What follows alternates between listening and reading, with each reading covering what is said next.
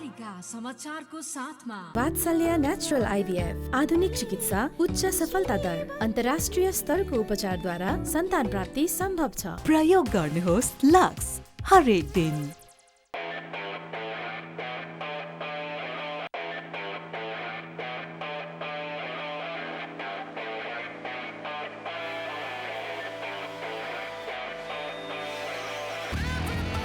यस Yamaha नेपालको अति लोकप्रिय motorcycle Hero Super Splendor. Pond's Bright Beauty। आगामी निर्वाचनका लागि नेपाल प्रहरीलाई झण्डै 8 अर्ब बजेट विनियोजन, 700 बढी सञ्चार सेट तथा आवश्यक हात हतियार किन्ने प्रहरीको माग पूरा नहुने।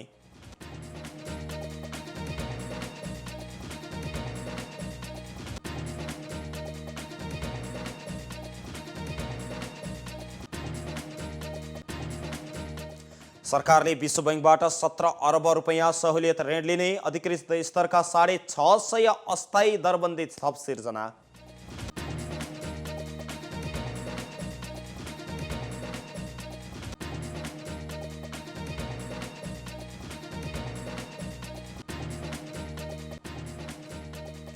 $60 लाख बढी अफगानी नागरिक भोकमरीको जोखिममा, अति विपन्न वर्गलाई तत्काल $77 करोड सहयोग आवश्यक रहेको राष्ट्रसङ्घको भनाई।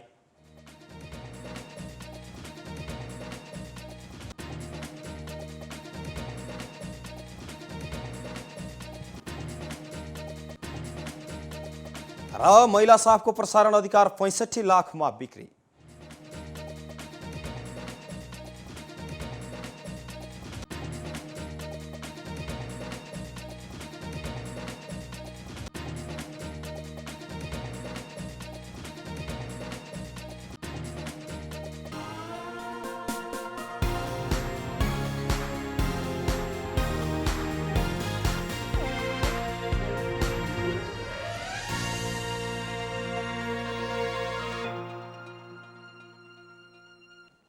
कालिका समाचार सुरु गरौं राष्ट्रिय समाचारबाट। आगामी मङ्सिर 4 गते हुने प्रतिनिधि सभा र प्रदेश सभा चुनावको पहिलो हुने निर्वाचित र निर्वाचन प्रणाली तथा समानुपातिक प्रणालीतर्फको निर्वाचनका लागि नेपाल प्रहरीलाई 7 अर्ब 79 करोड 49 लाख 200 रुपैयाँ बजेट प्राप्त भएको छ। नेपाल प्रहरीका लागि 1 अर्ब 23 करोड 50 लाख 79 हजार 200 तथा म्यादी प्रहरीका लागि 5 अर्ब 86 करोड 39 लाख 50 हजार रुपैयाँ बजेट छुट्याइएको छ। यो बजेट अर्थ मन्त्रालयबाट स्वीकृत भएर आएको प्रहरी प्रधान कार्यालयको प्रबन्ध निर्देशनालयले जानकारी गराएको छ।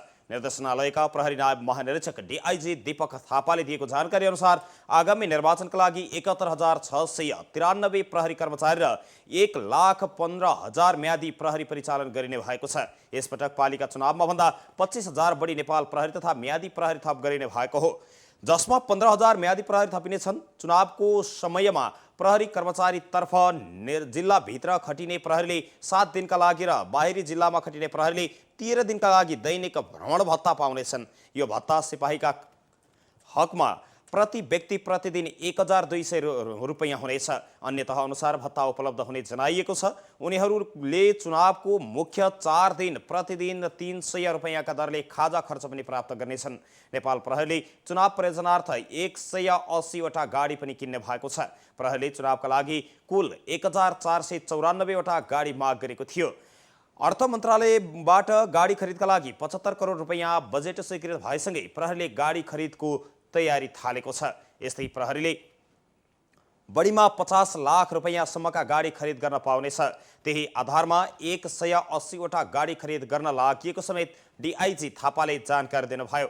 उहाँका अनुसार चुनावमा कुल 2,795 वटा गाडी परिचालन गर्ने योजना प्रहरीको छ। चुनावको 12 दिनका लागि 1,050 वटा गाडी भाडामा लिन समेत स्वीकृति प्राप्त भएको छ। भाडाका लागि प्रतिदिन 10,000 रुपैयाँ छुट्याइएको छ। बाँकी अपुग गाडी मर्मत गरेर चलाइनेछ। सबै गाडी चुनाव सुरक्षा योजना अनुसार परिचालन हुने भएकाले थपघट हुन सक्ने पनि उहाँले जानकारी दिनुभयो। यसपटक प्रहरीले 10,000 लट्ठी किन्ने भएको छ। प्रति लट्ठी 200 रुपैयाँका दरले खरिद गर्ने योजना भएको पनि प्रहरीले सुनाएको छ। प्रहरीले 700 बढी सञ्चार सेट तथा आवश्यक हात हतियारका लागि माग गरे पनि उपलब्ध नहुने भएपछि हतियार बहालगिरीमा प्रयोग गर्ने भएको छ। अहिले चालु अवस्थामा रहेका सेटसहित अपुग भएमा मोबाइलबाटै सञ्चार सेटको काम गरिने भएको उहाँले जानकारी दिनुभयो। सरकारले विश्व बैंक समूहको अन्तर्राष्ट्रिय विकास संस्थाबाट डिजिटल नेपाल एक्सलरेसन परियोजनाका लागि 17 अर्ब रुपैयाँ बराबरको सहुलियत ऋण लिने भएको छ। हिजो बसेको मन्त्री परिषदको बैठकका निर्णयहरू सार्वजनिक गर्दै आज सञ्चार तथा सूचना प्रविधि मन्त्री ज्ञानेन्द्र बहादुर कार्कीले विश्व बैंक समूहको अन्तर्राष्ट्रिय विकास संस्थाबाट डिजिटल नेपाल एक्सलरेसन परियोजनाका लागि 17 अर्ब रुपैयाँ सहुलियतपूर्ण ऋण स्वीकार गर्ने निर्णय गरेको जानकारी दिनुभयो। बैठकले आर्थिक वर्ष 2079-80 का लागि उद्योग वाणिज्य तथा आपूर्ति मन्त्रालय अन्तर्गतका योजनाहरूका लागि राजपत्राङ्कित स्तरका 28 र 7औं तहका 2 गरी जम्मा 30 पदको अस्थायी दरबन्दी समेत स्वीकृति छ। त्यस्तै आर्थिक वर्ष 2079-80 का लागि ऊर्जा जलस्रोत तथा सिंचाई मन्त्रालय मातहतका आयोजनाका लागि विभिन्न श्रेणीका राजपत्राङ्कित अधिकृत तहका 431 पदहरूको अस्थायी दरबन्दी पनि स्वीकृत गर्ने निर्णय भएको छ। मन्त्री परिषदले आगामी भदौ 24 गतेदेखि 26 गतेसम्म भुटानमा आयोजना हुने इसिमोडको 53औं बोर्ड अफ गभर्नरको बैठकमा समेत सहभागी हुन राष्ट्रिय योजना आयोगका उपाध्यक्ष डाक्टर विश्वनाथ पौडेललाई स्वीकृति दिएको छ। मन्त्री कार्कीले G2G प्रावधान अन्तर्गत भारत सरकारसँग हस्ताक्षर भएको समझदारी पत्रमा भएको व्यवस्था बमोजिम नै मल खरिद गर्न समझदारी पत्रको बाँकी अवधिको लागि पनि कृषि सामग्री लिमिटेडलाई तोकेको जानकारी गराइएको छ।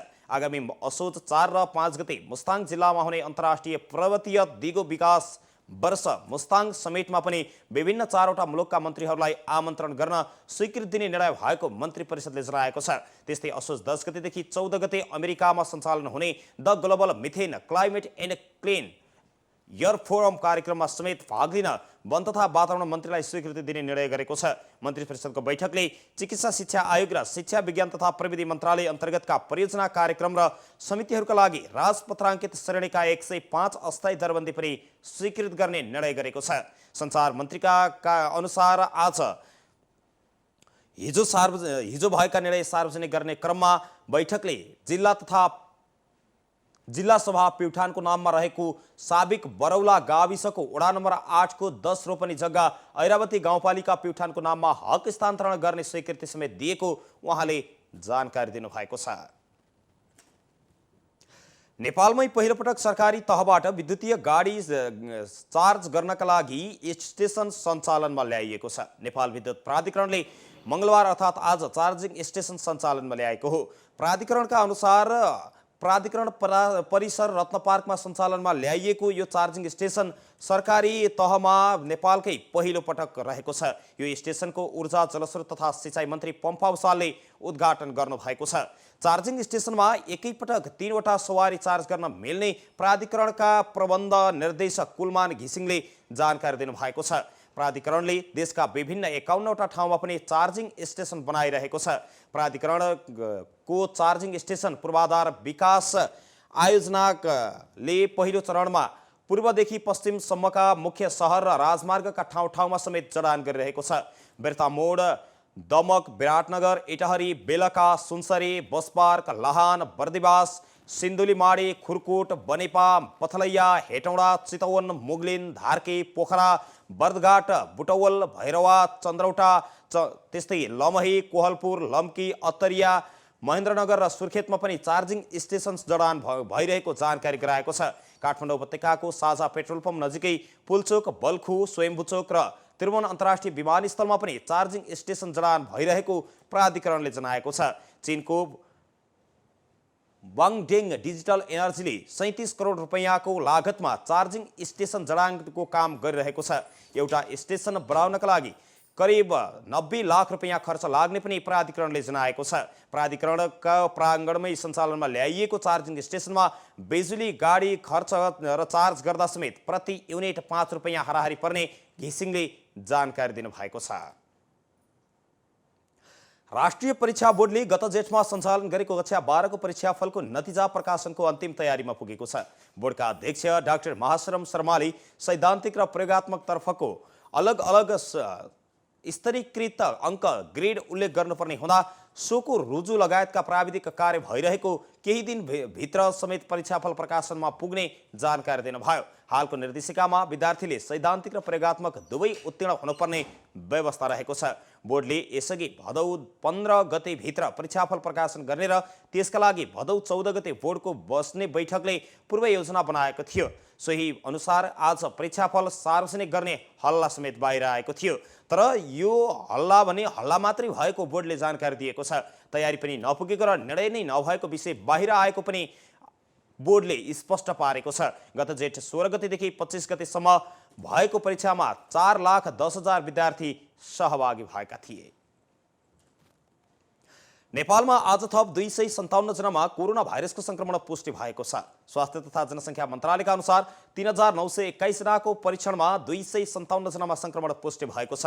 स्वास्थ्य मन्त्रालयका अनुसार 1,458 जनाको PCR परीक्षण गर्दा 143 जना र 2,463 जनाको एन्टिजेन परीक्षण गर्दा 144 जनामा संक्रमण पुष्टि भएको छ। यो सँगै कोरोना भाइरसको सक्रिय संक्रमितको संख्या 3,146 पुगेको छ। पछिल्लो 24 घण्टामा 232 जना संक्रमितहरू संक्रमण मुक्त भएका छन्, जसमध्ये 2,991 जना होम आइसोलेसनमा रहेका छन् अहिले भने 155 जना संस्थागत आइसोलेसनमा र 40 जना आइसियुमा उपचाररत रहेको स्वास्थ्य तथा जनसङ्ख्या मन्त्रालयले स्पष्ट पारेको छ। यस्तै 5 जनाको भेन्टिलेटरमा राखेर उपचार भइरहेको पनि मन्त्रालयले जनाएको छ। आज थपिएसँगै नेपालमा कोरोना भाइरसका संक्रमितको कुल संख्या 11,47,688 जना पुगेको मन्त्रालयले पुष्टि गरेको छ।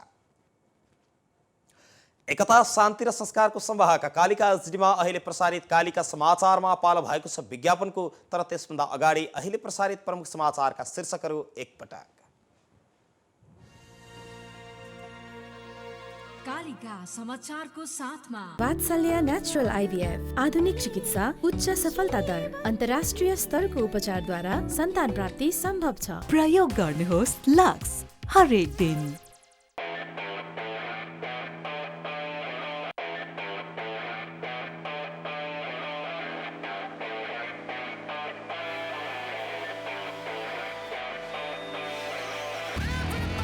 यस यामाहा नेपालको अति लोकप्रिय motorcycle Hero Super Splendor. Pond's Bright Beauty। आगामी निर्वाचनका लागि नेपाल प्रहरीलाई झण्डै 8 अर्ब बजेट विनियोजन, 700 बढी सञ्चार सेट तथा आवश्यक हात हतियार किन्ने प्रहरीको माग पूरा नहुने।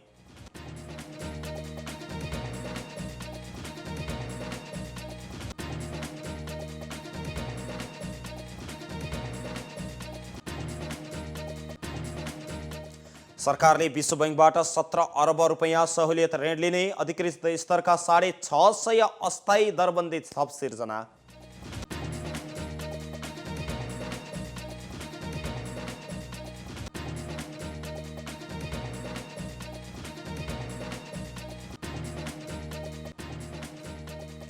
$60 लाख बढी अफगानी नागरिक भोकमरीको जोखिममा, अति विपन्न वर्गलाई तत्काल $77 करोड सहयोग आवश्यक रहेको राष्ट्रसङ्घको भनाई।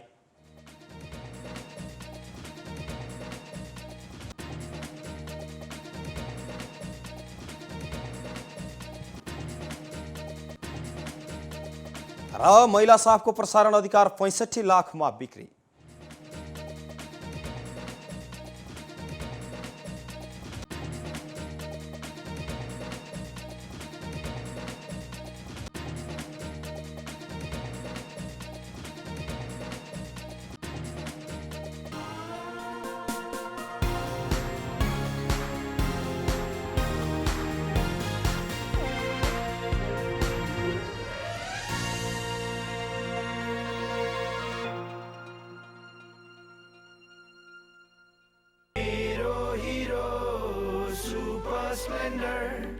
मेरो हिरो कति प्यारो, अरू पनि होला राम्रो, तर पनि मेरै हिरो प्यारो। पहाडेर ओहो तर कति सुन्दर हाम्रो, बाधा भने कति हो, त्यसैले हिरो सुपर स्प्लेन्डर नै प्यारो। घाम लागे हुन्छ धुलो, पानी परे हिलो मैलो, त्यसैले त हिरो सुपर स्प्लेन्डर नै प्यारो। सबैलाई सुहाउँदो सुपर स्प्लेन्डर नै प्यारो। नेपालको अति लोकप्रिय motorcycle Hero Super Splendor.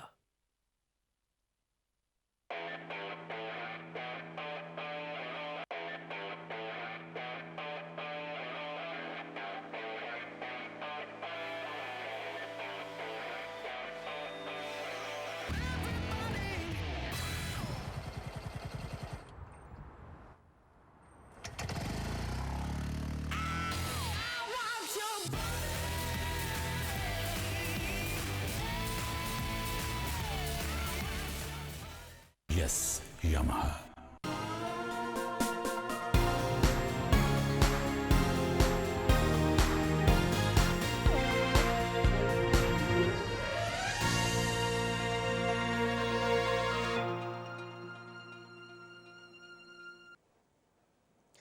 विज्ञापनपछि Kalika समाचारमा पुनः स्वागत छ। अब स्थानीय समाचार। जिल्ला प्रहरी कार्यालय चितवनले चाडपर्व नजिकै गएको भन्दै सावधानी अपनाउन जिल्लावासीहरूलाई आग्रह गरेको छ। चितवन जिल्लामा चाडपर्वको समयमा चोरीका घटना बढ्न सक्ने भन्दै प्रहरीले सम्पूर्ण चितवनवासीहरूलाई सचेत गराएको हो। चाडपर्वको समयमा चोरी, लुटपाट तथा दुर्घटनाको जोखिम उच्च हुने भन्दै सजग रहन पनि आग्रह गरिएको छ। प्रहरीले चाडपर्वमा सपरिवार नै घर बाहिर घुमफिरका लागि जाँदा सामाजिक सञ्जालमा तस्बिर लगायतका सामग्री सार्वजनिक नगर्न पनि आग्रह गरेको छ। त्यस्ता सामग्रीले चोरीका लागि चोरलाई सूचना मिल्नेतर्फ प्रहरीले सबैलाई सचेत गराएको हो।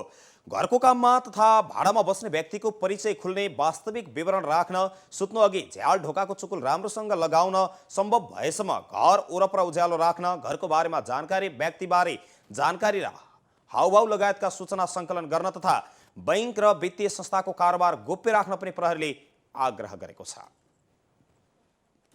कालिका समाचारमा अब अर्थ समाचार। नेपाल राष्ट्र बैंकले दशैं तिहार लगायतका चाडपर्वलाई लक्षित गर्दै 26 गतेदेखि नयाँ नोट सटही सुविधा उपलब्ध गराउने भएको छ। नेपाल राष्ट्र बैंकको मुद्रा व्यवस्थापन विभागका प्रमुख समेत रहनुभएका कार्यकारी निर्देशक रेवती प्रसाद नेपालका अनुसार 26 भदौदेखि प्रति व्यक्ति 18,500 रुपैयाँका दरले नयाँ नोट सटही सुविधा उपलब्ध गराउने भएको हो। सोही तयारी पनि अगाडि बढिरहेको उहाँले बताउनु भएको छ। सबै बैंक तथा वित्तीय संस्था र नेपाल राष्ट्र बैंक मार्फत नयाँ नोट साट्न सक्ने व्यवस्था गरिने उहाँले बताउनु भयो। 20 भदौपछि मात्रै कहाँबाट नयाँ नोट साट्न सकिने भनेर सूचना प्रकाशित गरिने तयारी रहेको समेत उहाँले बताउनु भएको छ। काठमाडौँ उपत्यकामा बाहिर पनि बैंक तथा वित्तीय संस्था मार्फत नै आवश्यकता अनुसार राष्ट्र बैंकको प्रदेश स्थिति कार्यालयबाट पनि नयाँ नोट साट्न सकिने उहाँले बताउनु भयो। प्रति व्यक्ति 5, 10, 20, 50 र 100 रुपैयाँका दरले नयाँ नोट उपलब्ध गराइने उहाँले बताउनु भएको छ। कालिका समाचारमा अब अन्तर्राष्ट्रिय समाचार।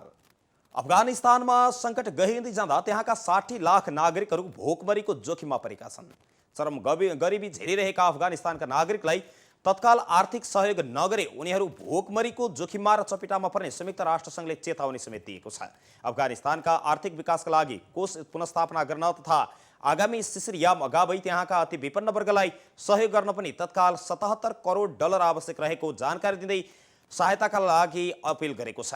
राष्ट्रसङ्घले मानवीय सहायता सम्बन्धी सो अपिल गरेको बताइएको छ। मानवीय सहायता सम्बन्धी राष्ट्रसङ्घका प्रमुख मार्टिन गिफ्रिथले अहिले अफगानिस्तानले मानवीय, आर्थिक, जलवायु, भोकमरी र वित्तीय धेरै सङ्कटहरूको सामना गर्नु परेको छ। गरिबी, खाद्य असुरक्षा, द्वन्द्व लगायतका समस्याबाट अफगानिस्तानमा लामो समयदेखि दुःखद वास्तविकताबाट कोही पनि अनभिज्ञ नरहेको समेत उहाँको स्मरण छ। अनेक चुनौतीको सामना गर्दै राष्ट्रसङ्घीय निकाय तथा सम्बद्ध गैर सरकारी संस्थाहरू 2 करोड 30 लाख अफगानिस्तानीहरूको सेवामा जुटेका छन्।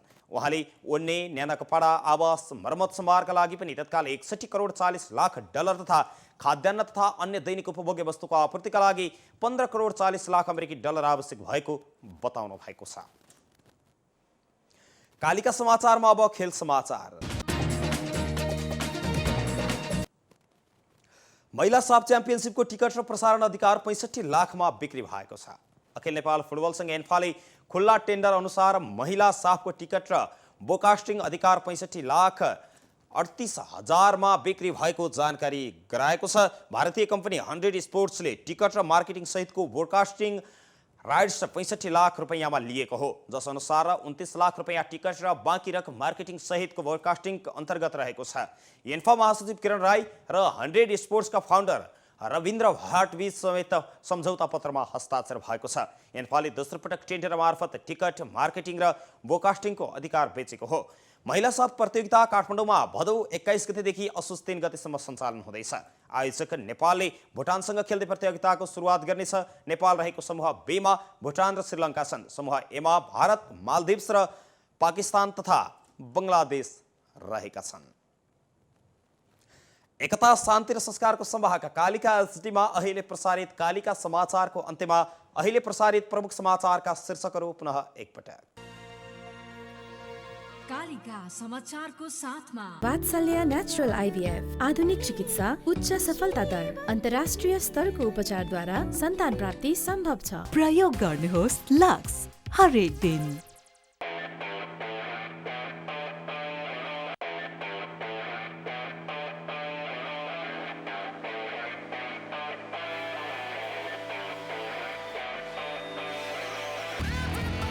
यस यामाहा। नेपालको अति लोकप्रिय motorcycle Hero Super Splendor. Pond's Bright Beauty। आगामी निर्वाचनका लागि नेपाल प्रहरीलाई झण्डै 8 अर्ब बजेट विनियोजन, 700 बढी सञ्चार सेट तथा आवश्यक हतियार किन्ने प्रहरीको माग भने पूरा नहुने।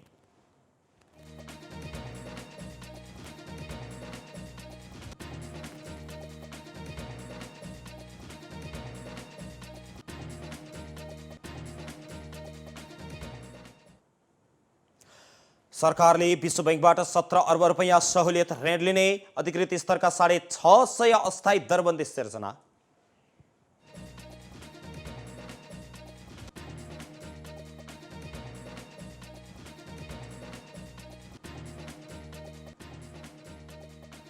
साठी लाख बढी अफगानी नागरिक भोकमरीको जोखिममा, अति विपन्न वर्गलाई मात्रै तत्काल 77 करोड डलर आवश्यक रहेको राष्ट्रसङ्घको निष्कर्ष।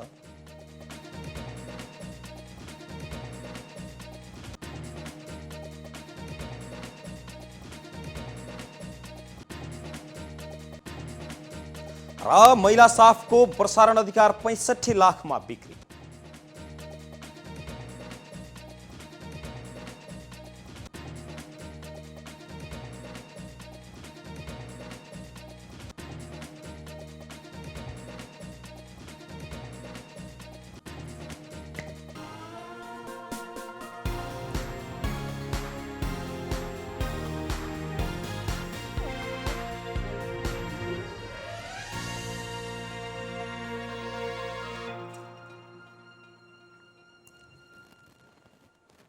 यो सँगै एकता शान्ति र संस्कारको संवाहक कालिका एचडीमा अहिले प्रसारित कालिका समाचार अहिलेका लागि यति नै।